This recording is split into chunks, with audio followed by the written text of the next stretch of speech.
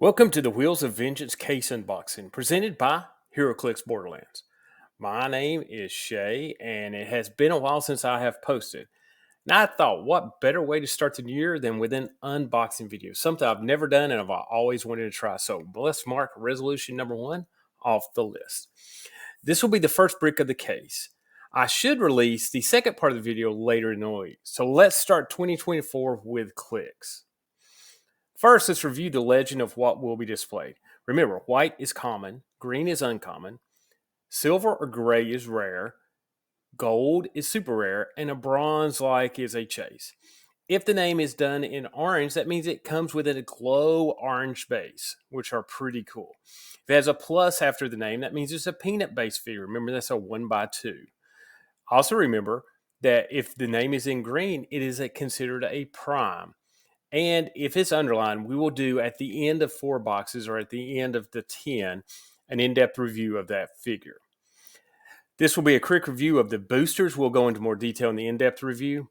You can use the distribution you see in this brick to maybe even have your own blind booster battles. My buddy Mark and I do that usually for each case. It's a fun way to learn the figures. Let's burn some rubber and get going.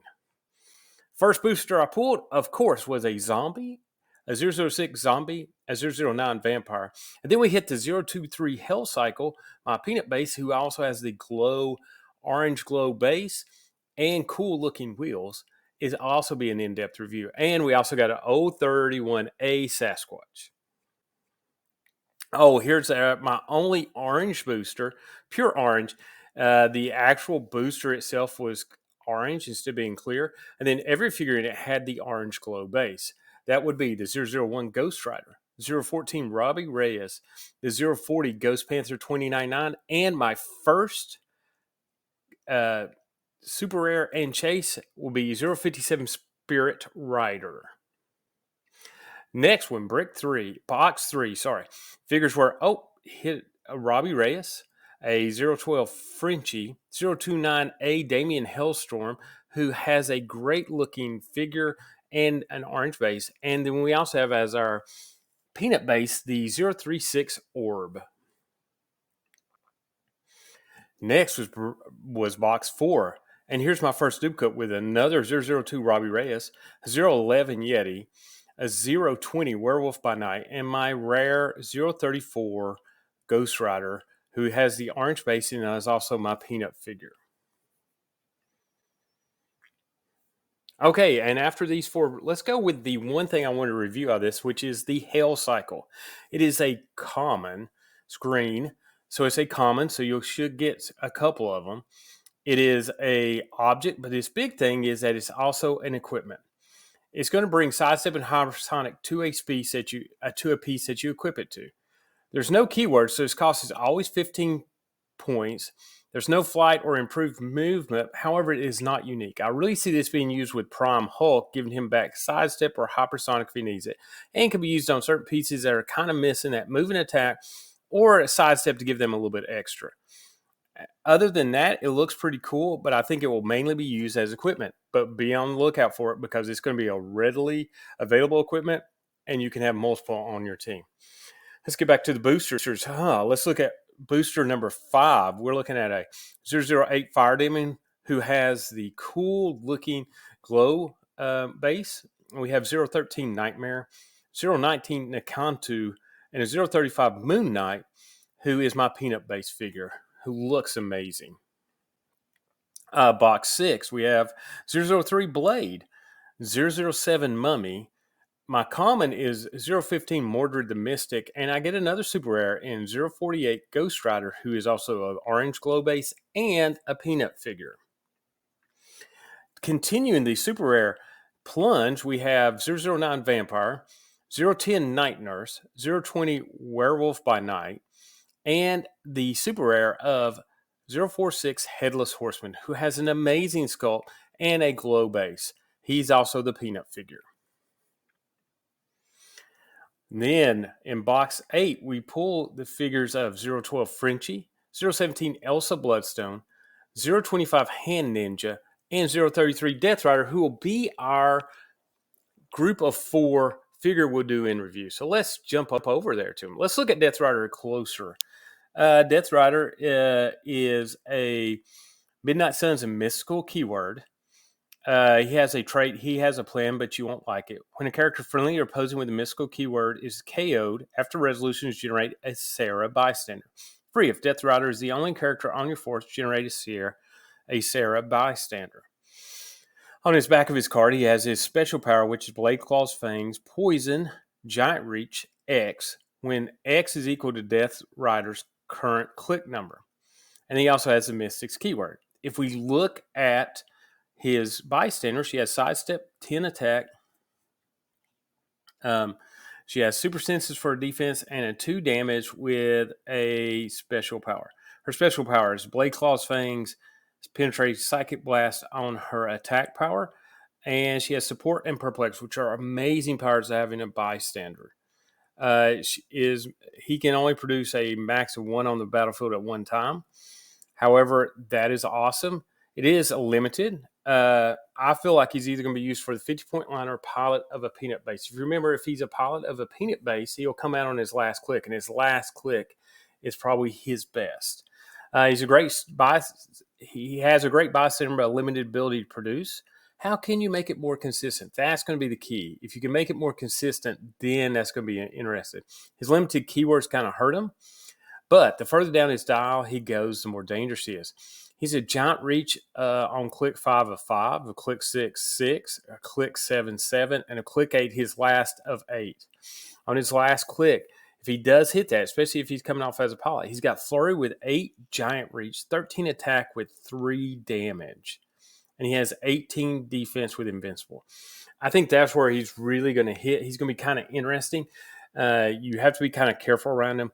As his giant reach goes up, which starts on click 5, and if you look at on his 50-point dial, he will start that 1 click in. So you can mastermind him into it, which would be interesting to mastermind him into it, then letting him hit somebody from 5 away.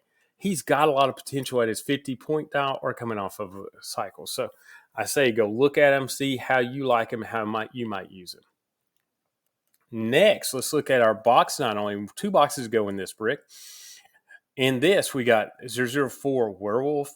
We got a 010 Night Nurse, a 022 Ghost Rider, who is my peanut base, and he has the glow bottom thing. And we have a 032 Ghost Rider, who has the glow base also. Now, my last one, hoping to get a chase, hopefully, on box 10, Howard the Duck, 005, 011 Yeti, 030 Blackheart, and 047 Blade, who is my super rare. So this brings us to our figure review, which is Blackheart. Yes, Blackheart seems to be different than his previous version, who was highly used, but I still believe he has a lot of potential. So first off, we need to forget what he used to do. Let's look at what he can do now. Now, Blackheart is probably going to be used at his 50-point line. That's where he has the most potential. His usefulness actually comes in his first trait, which is Prince of the Underworld. Choose up to 2 adjacent friendly characters with a monster or mystical keyword. Place Blackheart in a square of hindering terrain within range, then place the chosen characters adjacent to Blackheart. So he's able to move characters for free, and they would be able to do something afterwards. He also has another trait. At the beginning of your turn, generate a fire, smoke, terrain marker in a square within range. At the beginning of your next turn, even if this is lost, deal 1 damage to the character occupying that marker, then remove that marker. That also allows him to damage his own, because it just says a character. So that has some very interesting potential. I like to say here, he can bamf 2 guys to a hindering terrain square. He can actually move 5 and put them in front of him, so they would have moved 6. He also adds in power, so if they could carry him on a charge, he would actually add to their damage on close attack. His limitations are he only has monster or mystical. He does have pulse wave, so when he does bamf up, he can actually like pulse wave the area around him, which will be neat with 4, which is better than his current range. So we just have to focus on what he can do now. Next, let's look at our legacy card. Legacy card is Two Gun Kid. He's got his best trait, I think, will be the 20-point line where he brings probability control and he has some offensive options. He has a trait of probability control. He also has a easy lightning whoa girl, and it starts on click 3, which is his 20-point die. It is improved movement, people, flight, and running shot, but don't have the speed, which with a 7 is pretty good, but he's only got a 9 attack, but he does have the Avengers keyword to improve that. At the beginning of your turn, which is his attack power on that same click, at the beginning of your turn, choose an effect for Two Gun Kid to have into your next turn. Modify damage +1 with precision strike. Range, make 2 range attacks, which is awesome. Or he can do make a range attack targeting all opposing characters within range and line of fire. And instead of normal damage, each hit character is given an action token and is dealt 1 damage. So kind of a pulse wave with action tokens, but it is limited in the sense that it does not ignore powers and it does not see through characters. So it is a pseudo pulse wave. Now that's the entirety of what I got in my case. If we come back to the totals, I have 17 common, 10 uncommon, 8 rare, 4 super rare, and 1 chase.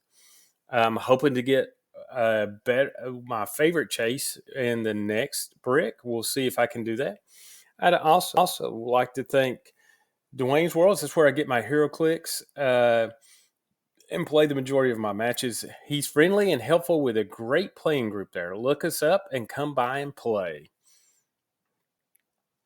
Thanks to everyone for watching. Way to start the new year. I'm looking for a co-host for my podcast that I'm looking to restart. Email me at lostinclicks@gmail.com if you're interested. Hope to see you at tournaments this year as I am back in competitive. So everyone expect to pad your win total when you face me.